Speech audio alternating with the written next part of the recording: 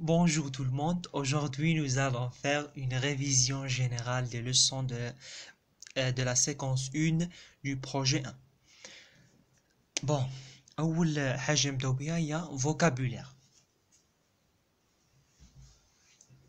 Bon, vocabulaire.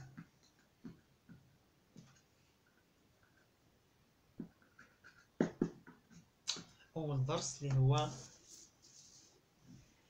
le vocabulaire de l'argumentation. Le vocabulaire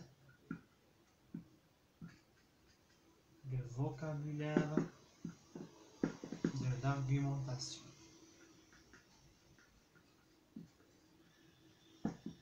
اللي هو المفردات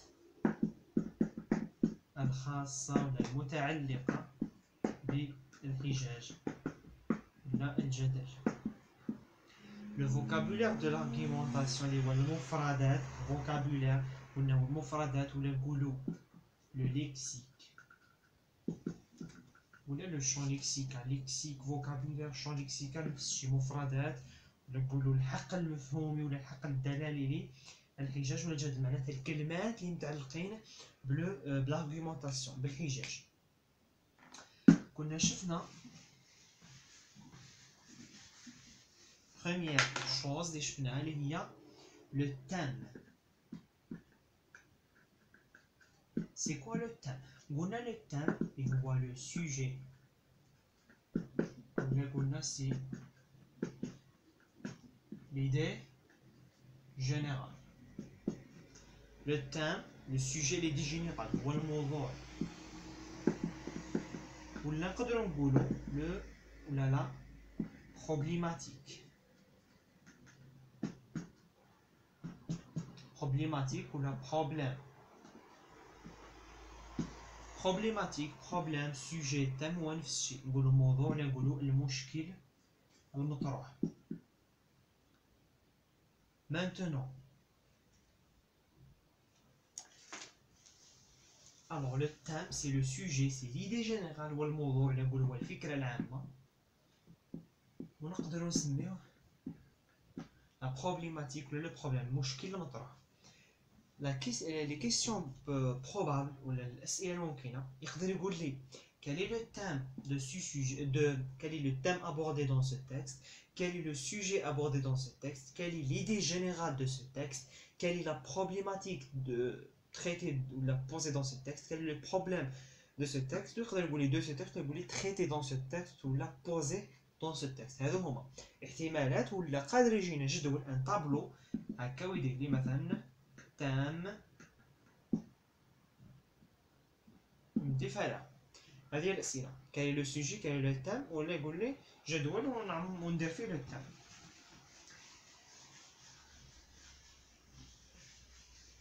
ثاني حاجة اللي عرفناها في le vocabulaire de l'argumentation اللي هي la thèse. thèse نقدروا نقولوا thèse نقدروا نقولوا point de vue. هذو 5 مصطلحات يتحفظوا. point de vue, opinion, thèse, point de vue, opinion, avis, position. نقدروا نقولوا thèse, point de vue, il y a الرأي ولا l'opinion ولا نقول وجهة نظر point de vue. نقدر نقول la position الموقف وجهة نظر الرأي هي نفسها la position l'avis opinion point de vue thèse.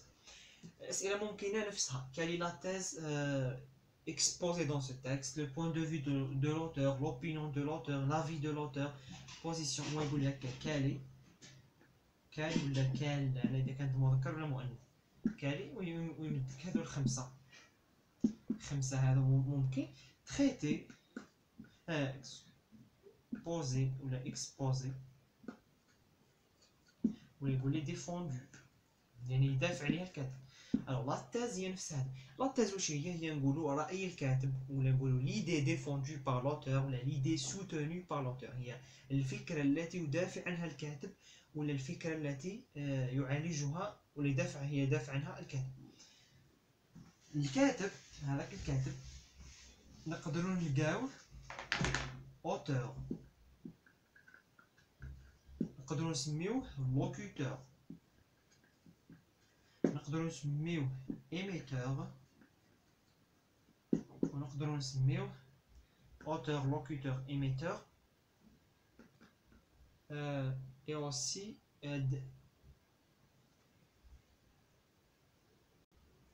ولا نقولوا énonciateur.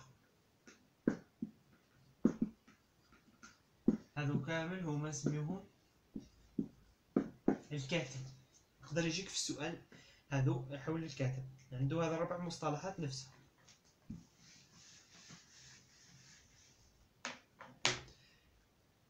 هذو هما. شفنا لو تام، شفنا لا تيز، شفنا حاجه ثانيه اللي هي لي زارغيومون. لي زارغيومون اللي هما واش هما؟ اللي هما الحجج، البراهين،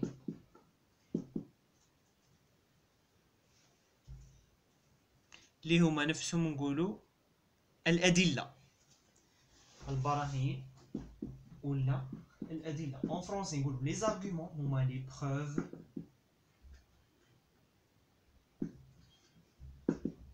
يقدر يقول لك لي زيدي، يقدر يقول لك لي بونسي، ونقدروا نلقاو كلمات اخرى argument preuve idée pensée. لي زارغيومون هما لي زيدي ولا لي بروف، الحجج، البراهين، الادله اللي يستعملهم الكاتب باش واش يدير، باش يدعم الراي تاعو. اذا قادر يجينا سؤال يقول لك pourquoi l'auteur emploie des arguments ولا quel est le but d'employer les arguments. نقولوا on emploie les arguments pour étayer la thèse ou pour défendre la thèse. نقولوا c'est pour défendre ولا étayer ولا التوسيع ولا الدفاع عن رأيه، عن الرأي تاعو، باش يمدنا أدلة وبراهين.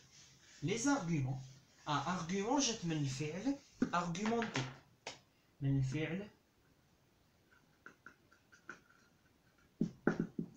argumenter.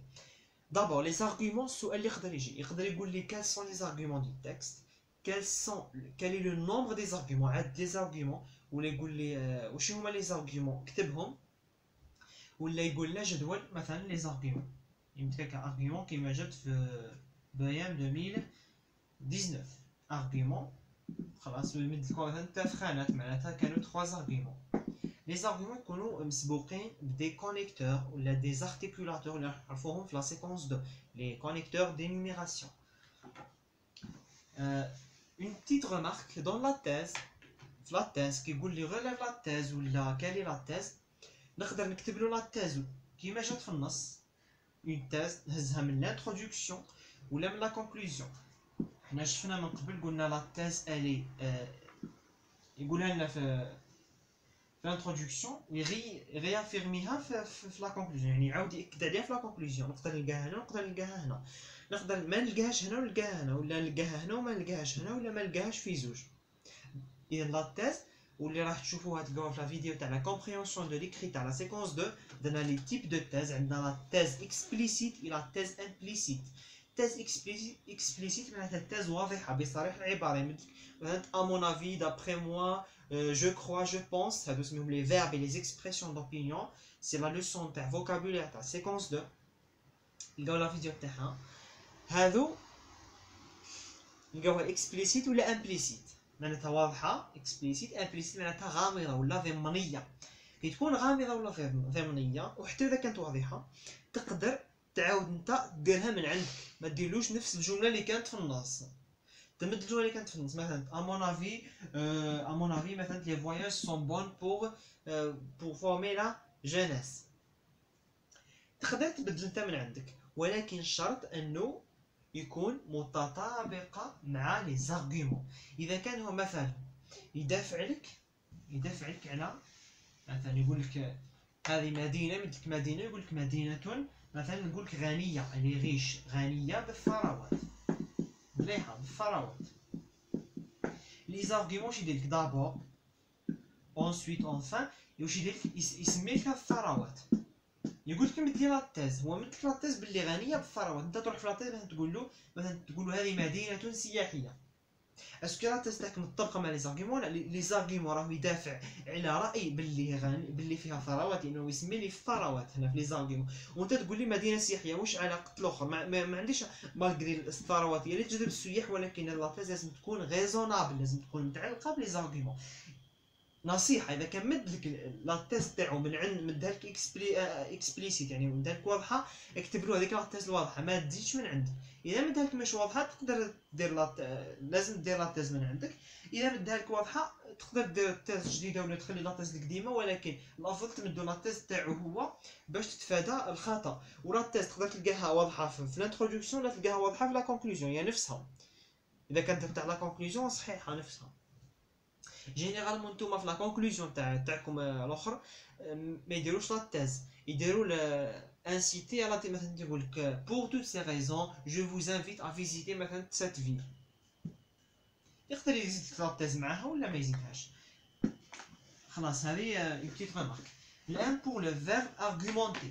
لو verbe argumenter عنده بزاف معاني، حنا سنا في المنهاج الدراسي تاع سنه رابعه متوسط عندنا 3 معاني ولا سماهم في المنهاج دي فونكسيون. يقول لك لي فونكسيون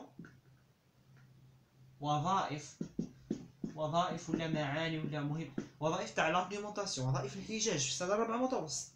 عندنا 3. عندنا دون لو بروجي 1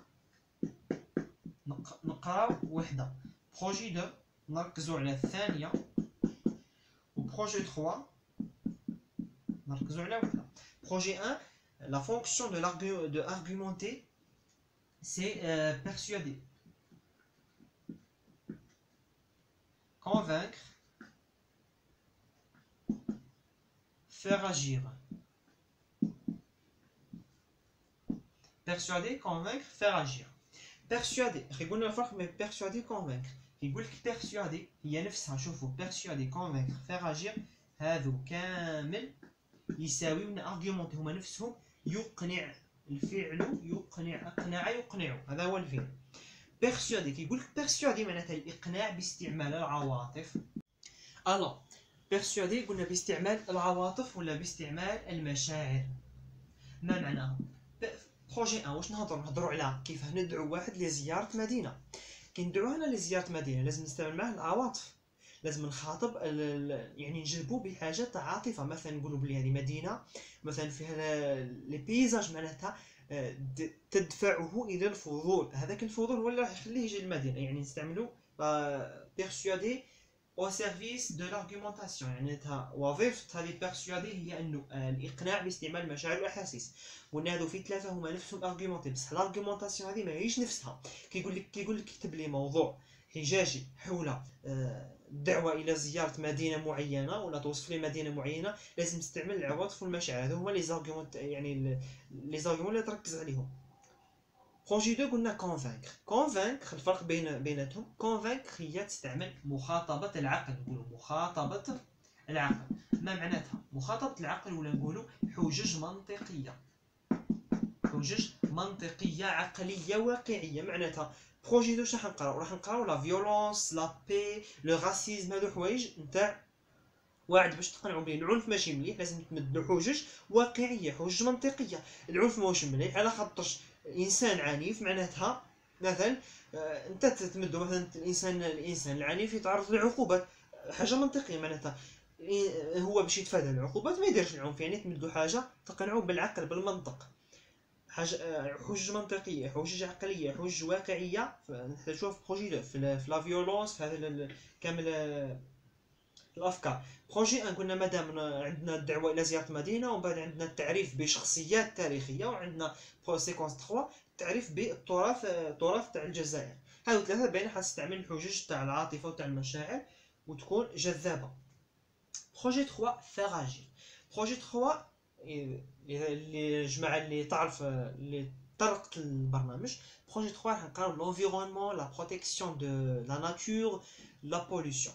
انت انسان باش تقنعوا باللي التلوث حاجه مش مليحه. عفوا الهدف تاعك انت كي تجي تقنعوا، انت كي تقول له لا بوليسيون مش مليحه، هو واش راح يدير على فان؟ راح يروح انت اذا كان هو يجات لي بوبال في لي بلاص اللي ماشي تاعها، كي تقنعوا بلي لا بوليسيون ماشي مليحه واش يدير؟ يغير من الاخر، من من الاسلوب تاع التعامل يولي يطيش لا بوبال يجيتيها في البلاصه تاعها. صافي الاقناع هنا الهدف تاعو فيغ اجير، كيقول لك فيغ اجير معناتها تدفعه الى القيام برد فعل. اجير جات من لا رياكسيون، رد فعل.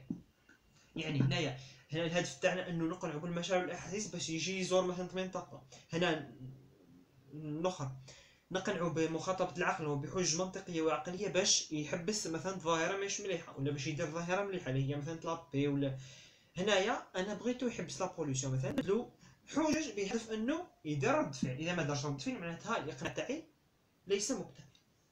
هذه هي لي فونكسيون دو لارغيومونطاسيون. هذه ستاناري تكنيك برك باش نتعرفوا عليهم، باش كي تعرف اذا مد لك موضوع قال لك هضر لي في لا برودكسيون على الاخر على هذو الحوايج لي سيكونس تاع بروجي ان كامل، لازم تستعمل الحجج تاع العقل، الحجج تاع العواطف والمشاعر.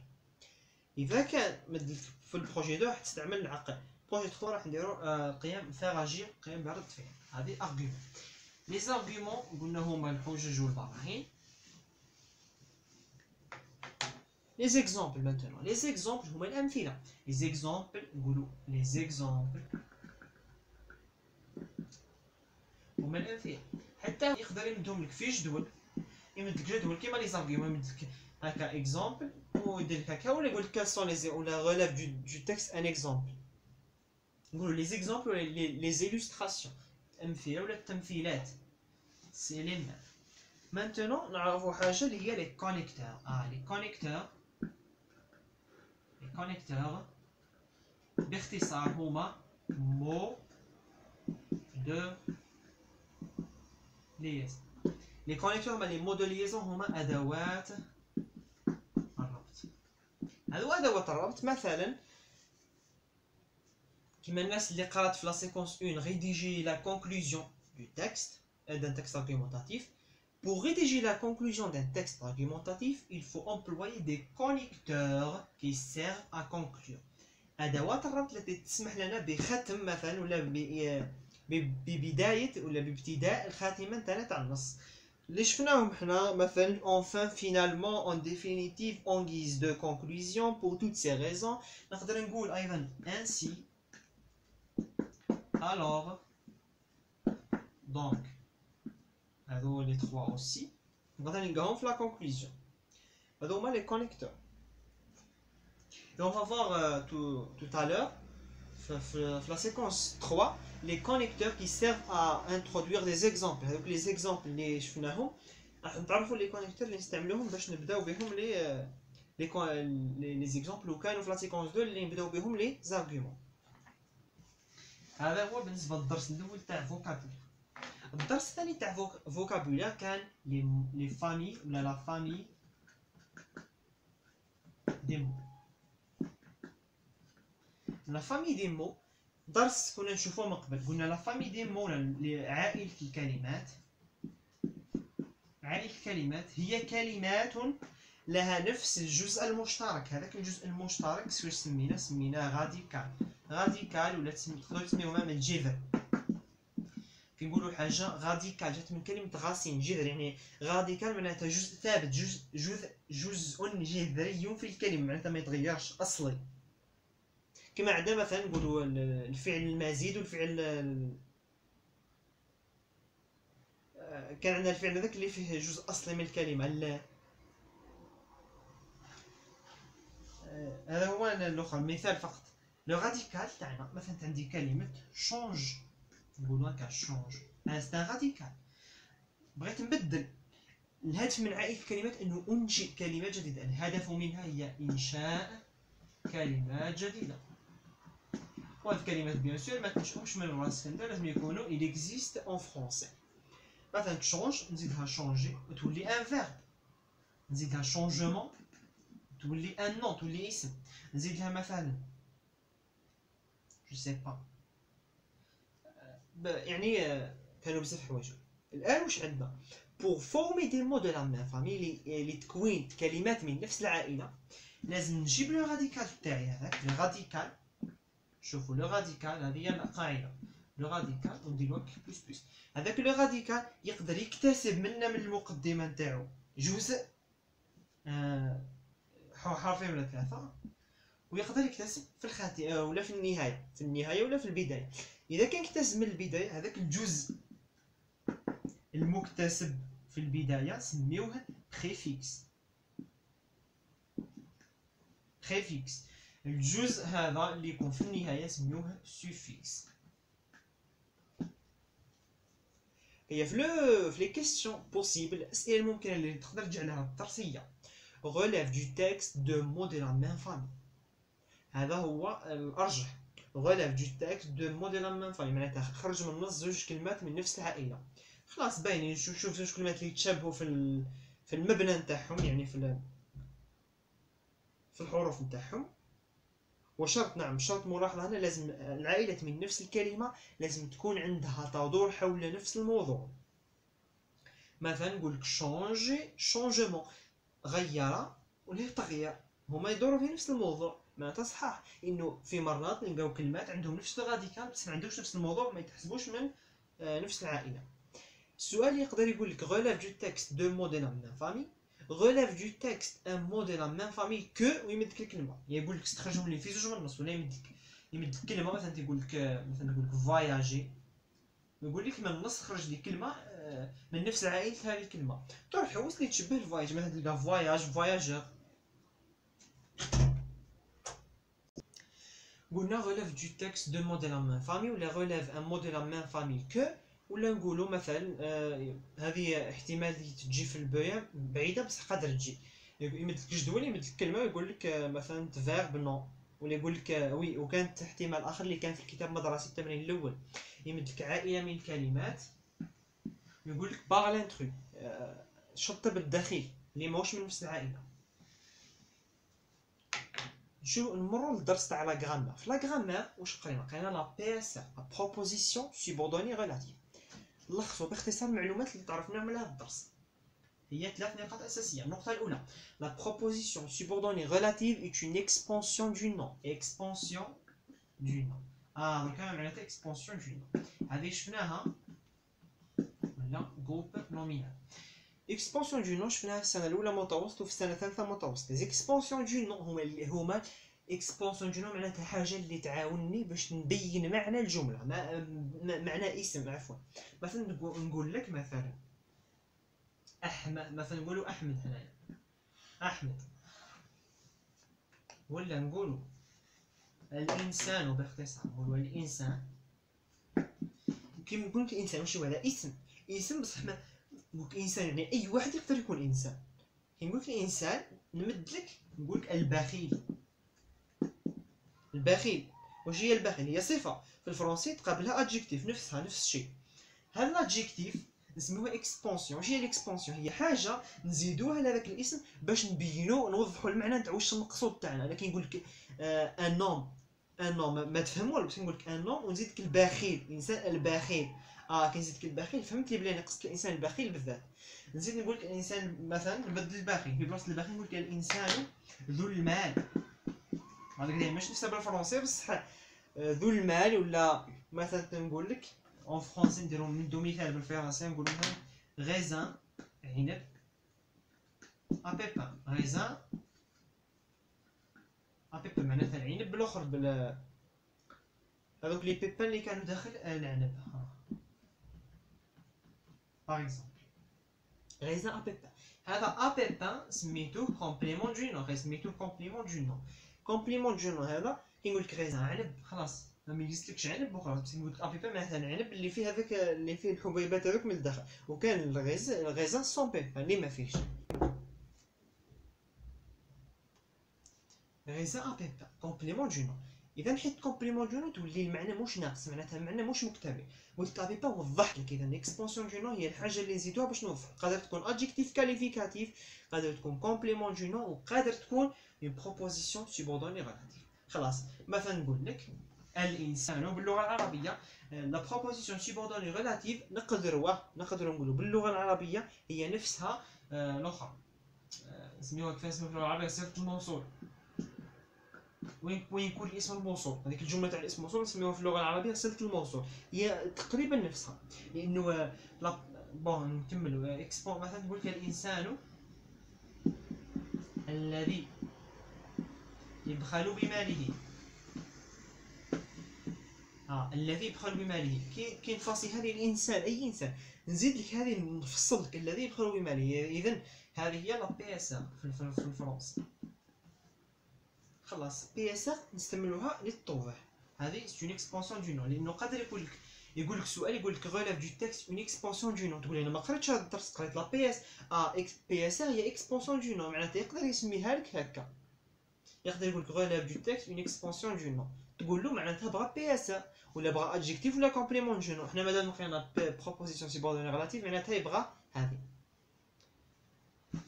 هذه المعلومه الاولى. المعلومه الثانيه اللي نعرفوها عليها باللي هذه بروبوزيسيون سيبوردوني ريلاتيف تكون انترودويت، معناتها تبدا ب ان برونون ريلاتيف. برونون ريلاتيف. لو برونون ريلاتيف قلنا نطابقه في اللغه العربيه بالاسم الموصول باش نسهلوا الفهم. الاسم الموصول ها ثاني في المنهاج ركزوا لكم، قالوا يجب التركيز على 4 برونون ريلاتيف. 4 لي برونون ريلاتيف كانوا هذو يتحفظوا: كي، كو، دون، او. هذو لازم يتحفظوا. وكانوا الاخرين لاكال، لوكال، اليكال، دوكال. هذو ماهمش مهمين ولكن نقدر نلقاهم. علاه هذو مهمين؟ لانه هذو كان يجيك مثلا فارغ يقول لك في الفارغ دير لي واحد من هذو هما. بصح هذوك الاكال، اليكال، هذوك اوكال، هذو يقدر يقول لك مثلا غوليف دو تكست اون بروبوزيسيون سيبوردوني ريلاتيف. تحبس ما تلقاش هذو لي كاتر. كيقول لي غوليف نقدر نلقى 4، نقدر نلقى الاخرين. بصح كيقول لي الاخر املا الفارغ مثلا لازم نستعمل نتوما حفظوا هذو لي كاتر: كي، كو، دون، او. خلاص عرفنا لي برونون ريلاتيف، عرفنا باللي لا بروبوزيسيون سيبوردوني ريلاتيف تكون سي اون اكسبانسيون دو نون. maintenant سي هذه هي لا بروبوزيسيون سيبوردوني ريلاتيف. يقدر السؤال يقول لك غوليف دو تكست اون بروبوزيسيون سيبوردوني ريلاتيف، يقدر يقول لك غوليف اون اكسبانسيون دو نون، يقدر يقول لك ما يقولكش غوليف من النص، يمد لك جمله من النص ولا جمله من عنده ويسطر لك على هكا جمله فيها تبدا بكي ولا بكو ولا بدون، تبدا بواحد من هذا يسطر لك يقول لك كالي سا ناتور غراماتيكال. سا ناتور طبيعتها، تقول له سي اون بروبوزيسيون سيبوردوني ريلاتيف. لا ناتور يمد لك هكا وحده مسطر يقول لك لا ناتور، يقول له بروبوزيسيون سيبوردوني ريلاتيف. يقول لك باغ كوا الي انترودويت، باش تبدا تقول له باغ ان برونون ريلاتيف وتسميه. يقدر يقول لك الان لا بروبوزيسيون سيبوردوني ريلاتيف قلنا في الانسان الذي، يعني قلنا الانسان الذي ونكملوا. الانسان هذا الاسم اللي ترجع عليه هذه الجمله، هذا الانسان سميوه انتيسيدون. انتيسيدون هذا لونتيسيدون يقول لك سطر عليه. ولونتيسيدون هذا يقدر يكون قبلها مباشره. تقدر هنا تكون بيناتكم حاجه، انت تشوف عندي يقول لك كي، تشوف هذاك كي على واش ترجع الاسم الموصول، على واش يرجع. انت يقول الانسان البخيل ذو المال الذي، تقوليش انا الذي هو المال، لا ماهوش المال، هو الانسان. من سياق الجمله تفهم. هي لي كيستيون possibles sur cette leçon.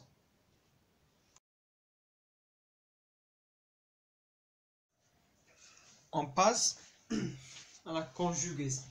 L'imparfait. L'imparfait de l'indicatif, c'est un temps du passé. معناتها زمن ماضي. في اللغة الفرنسية عندنا الماضي بزاف، عندنا باسي كومبوزي، باسي سامبل، امبارفي، بلوس كو بارفي، هادو كامل في الزمن الماضي. إذا هذا امبارفي حتى هو من أزمنة الماضي. أو طريقة التصريف تاع الامبارفي. الامبارفي علاه قرينا في هاد لا سيكونس؟ لأنو الامبارفي نقدرو نستعملوه في الوصف، لا ديسكريبسيون. حنا الوحدة الأولى تعتمد على الوصف. في القواعد عندنا 3 قواعد أساسية لازم تحفظ. القاعدة الأولى عندي لي فيرب دو بروميي غروب، أفعال المجموعة الأولى. أفعال المجموعة الأولى واش نديرو؟ يا أخي هما واش يكملو ألو امبارفي بروميي غروب يكملو يكملو واش نديرو في لا كونجوغيزون؟ أول شيء قبل كل شيء الامبارفي دو لانديكاتيف عندو لي تيرمينيزون يتحفظوا. AIS, AIS, AIT, IONS, IEZ, AI, ENT. Premier groupe عندي ال ER هي لا مارك دو تيرمينيزون، هي علامة تاع بلي فعلا من المجموعة الأولى نحيها ونزيد لي تيرمينيزون تاعي AIS AIS وروح خلاص. شوف الضمير إذا كان جو تو إل و ال، إذا كان لوم تشوفوا واش من ضمير يناسب وديروا لا تيرمينيزون. هذا بروميي جروب. دوزيام جروب، لو دوزيام جروب واش نديرو يكملوا ب إي آر، نفس الشيء نحي لي ار بصح هنا بلوس اي دوزاز بلوس لا تيرمينيزون، يعني هنا كي نحي ار نزيد الساع اي دوزاز ومن بعد نزيد تيرمينيزون. المشكل اللي يكون عندي هنا واللي هو باللي دوزيام جروب يكملوا باي ار، تروازيام جروب ils sont irréguliers. تروازيام جروب معناتها متغيرة، متغيرة، أفعال متغيرة، يعني قادر تكمل ب ار كيما الي، ار او، وار، اي ار. شوفوا اي ار اي ار كيما دوزيام جروب عندهم حتى هما افعالهم هما يكملوا باي ار، بصح كيما لو فيرب تونير، لو فيرب تونير يكمل باي ار بصح سي با دو دوزيام جروب. تروازيام جروب طبق عليه القاعده، هادو يتحفظوا بالممارسه. هادو المتغيره واش ندير؟ القانون تاعي يقول عندي زوج علاقات، يا اللي يعرف لو بريزون دو لانديكاتيف واش يدير؟ يروح يكونجوغي لو فيرب، مثلا حنا نهزو تونير، تونير conjugué le présent مع nous tenir le présent تلقاها tenons nous tenons. نروح نحي لا تيرمينيزون هذه فاصيها بقات تي ال، هزها هذيك هي بعد اكتبها وزيد لا تيرمينيزون تاع لامبارفي تاعك على حسب لو سوجي. مثلا جو قالك هو جو تونير في لامبارفي، روح دير هكا في لو بريزون تخرج الفعل، خرج تي او ال، جو زيد لها اي اس، تو سامبل.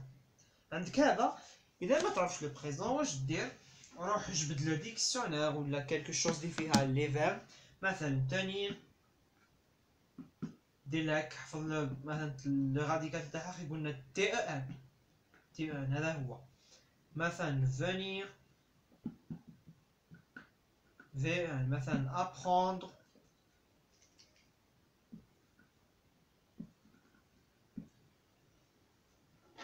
مثلا apprendre هو apprend، هذا هو. تحفظ لي راديكال. Ça c'est pour l'imparfait. Une autre chose pour l'imparfait واللي هي l'imparfait تاع لي كا بارتيكولي. عندنا حالات خاصة اللي هما لي فيرب سي او ار اللي يكملوا ب سي او ار، اللي يكملوا ب سي او ار، اللي يكملوا ب جي او ار، اللي يكملوا ب اي او ار، يغراك او ار، اللي يكملوا ب سي او ار. هذيك السي اخي نحيو ار، هذيك السي ترجع سي دي الى بلوس سي دي، سي بلوس سي دي، وقتها كاين نلقى الأ، معناتها وين نلقى الأ؟ مع جو، مع تو، مع إلو ال، ونلقاوها ما نلقاوش مع نو، ما نلقاوش مع فو، خاطش نلقاو اي او ان اس، اي زد، هنا نلقاو ا اي او ان تي، معناتها مع هذه وهذه وهذه وهذه نزيدو سي دي. علاه نزيدو سي دي؟ على خاطرش سي بلس ا كيفاش يتقرا في الفرنسي لا برونونسياسيون تنطق ك، سي بلس ا سا سو برونونس ك، بصح كي نزيدها سي دي تولي سا، تولي سا. هذا القانون الاول. كي نلقى سي ار نزيد لهم سي دي وين مع هذو. كي نلقى جي ار مع جي ار واش نزيد؟ ما نزيدش سي دي، نزيد الاو، يعني ندير مثلا مونجي، مونجي نحيت لو ار نزيد الاو، وقتها نزيد الاو كي يكون تلاقى مع ا نفس الشيء، لانه جي بلس ا ça se prononce ga، بصح جي بلس او بلس ا، جي بلس او بلس ا ça se prononce جا. باش ننطق جا نزيد الاو، مثلا جو مونجي، بصح اذا خليت هكا نطق جو مونغي، انا بغيت لو او، جو مونجي. avec les verbes تاع اي ار، لي فيرب تاع اي ار واش نديرو لهم؟ نديرو لهم نزيدو ان اوتر اي مثلا لو فيرب كريي كيقولك ان امبارفي نحي اي ار كيديرها مع نوفو دير اي او ان اس ديريكتومون يكونوا دو هكا زوج اي تخليهم ما تنحيش وحده مثلا كريون فو كريي ايكغاك ار نفس الشيء نزيدو لهم اي مثلا مع ا اي كيكون مع ا مثلا نقول envoyer